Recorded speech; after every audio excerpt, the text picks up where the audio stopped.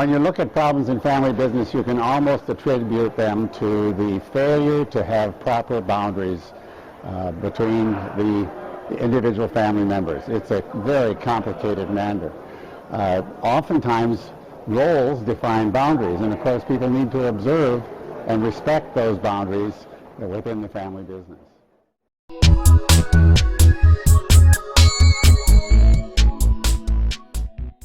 People observe and respect those boundaries first by understanding them, defining what are the roles and responsibilities. Take the simple issue of being an owner versus being an operator in a business. There are different skills for each of those roles, and it's important to understand what they are in order to function within that family system. It's when they are confused. A family member that's not an operator who has an opinion about operations is not an effective family member owner.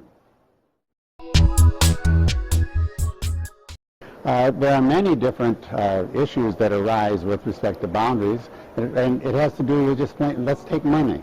Money is a very complicated matter. We all like to have it. It's a tool, but it solves none of life's important problems.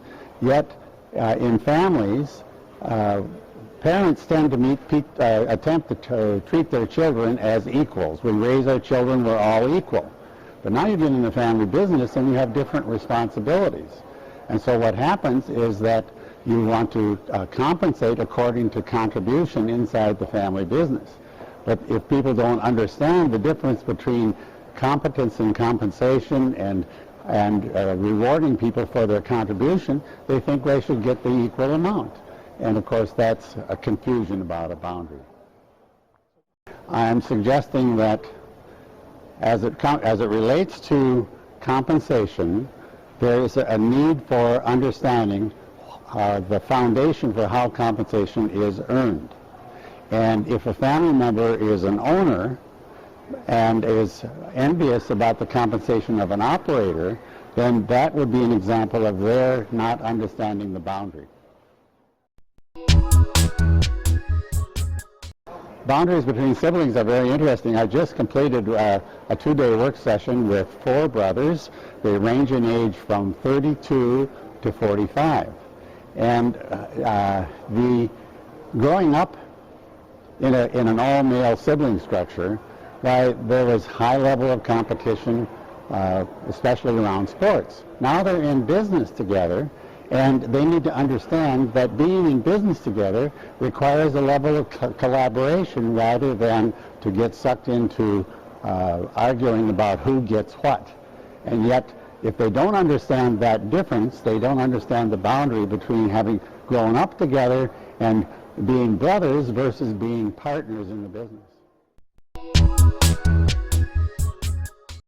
Boundaries between siblings are very interesting. I just completed a 2-day work session with 4 brothers. They range in age from 32 to 45. And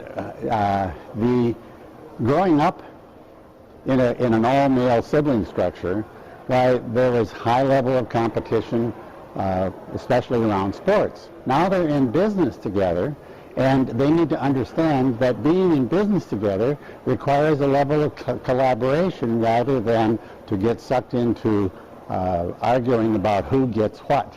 And yet, if they don't understand that difference, they don't understand the boundary between having grown up together and being brothers versus being partners in the business. Well, let's just start with the notion of boundaries between spouses. No, a very good boundary is to not discuss family business in the bedroom. And that would be a boundary. It could be a rule. It's a boundary between where is it proper to discuss family business matters. And it's very interesting that if a spouse has an opinion, it's fine to have the opinion.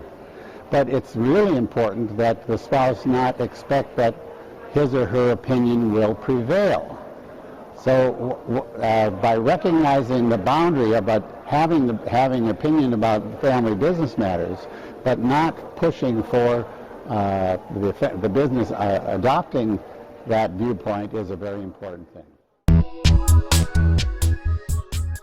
Boundary between non-family executives and family is often blurred by both the family and the individual.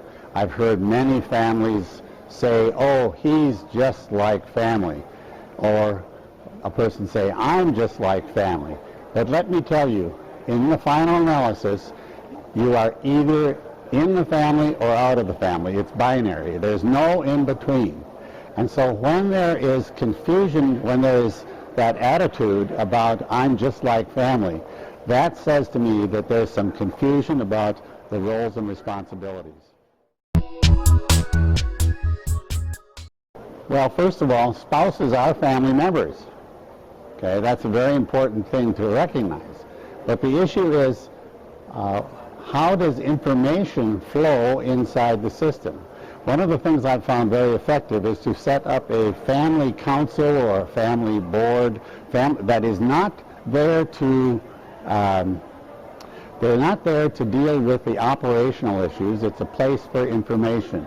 So I believe that spouses should receive general information about the nature of the business, the kinds of businesses that we are involved in, and the long-term goals and objectives, and what is expected of the people that work in that business. And of course, a spouse, take a mother of 5 sons, she plays an important role in grooming those young people to be responsible. One of the things that I have found is that in family business, the principles for good parenting are the same as the principles for family business. Now, in a family, the responsibility of the parent is to raise responsible adults who have high self-esteem and can function independently. And when you focus clearly on that, you're going to raise a different kind of kid than one that is enabled and grows up to be entitled and expect that they should have everything that their parents had and more. Of information. One of the things that I do in whether you call it family council, family forum, I suggest that family members enter that group at age 14. And I believe that at that level, people can learn to handle confidential information.